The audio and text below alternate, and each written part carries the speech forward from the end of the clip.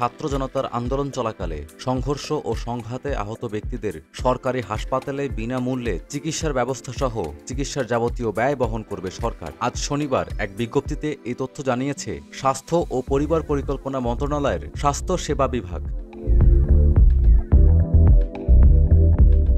বিজ্ঞপ্তিতে বলা হয়, বৈষম্য বিরোধী ছাত্র আন্দোলনে আহত ব্যক্তিদের বিষয়ে খোঁজখবর নিতে স্বাস্থ্য ও পরিবার পরিকল্পনা মন্ত্রণালয় একটি কমিটি গঠন করেছে। কমিটি পরবর্তী কর্মপন্থা নির্ধারণে আগামীকাল রোববার 15 আগস্ট বৈঠকে বসবে। বেসরকারি মেডিকেল কলেজ হাসপাতাল, বেসরকারি হাসপাতাল ও ক্লিনিকগুলোকে বৈষম্য বিরোধী ছাত্র আন্দোলনে আহত ছাত্র জনতার চিকিৎসায় আপাতত বিল গ্রহণ না করতে অনুরোধ জানানো হয়েছে। প্রয়োজনে এসব বেসরকারি হাসপাতালে চিকিৎসাধীন ছাত্র জনতার সব বিল সরকার বহন করবে বলেও জানানো হয়েছে বিজ্ঞপ্তিতে।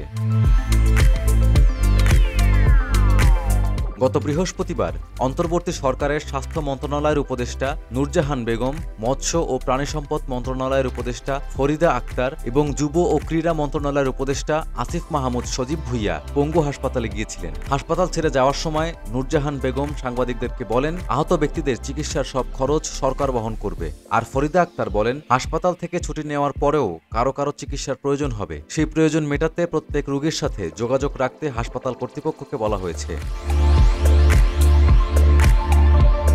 23 থেকে 27 জুলাই রাজধানীর মোট 38টি সরকারি বেসরকারি হাসপাতালে গিয়ে কর্তৃপক্ষের সঙ্গে কথা বলে সংঘর্ষ ও সংঘাতের ঘটনায় তখন আহত 6,703 জনের কথা জানা গিয়েছিল। এসব রোগী 16 থেকে 22 জুলাইয়ের মধ্যে হাসপাতালে এসেছেন। যদিও মোট কত মানুষ আহত হয়েছে তার সুনির্দিষ্ট সংখ্যা এখনো জানা যায়নি।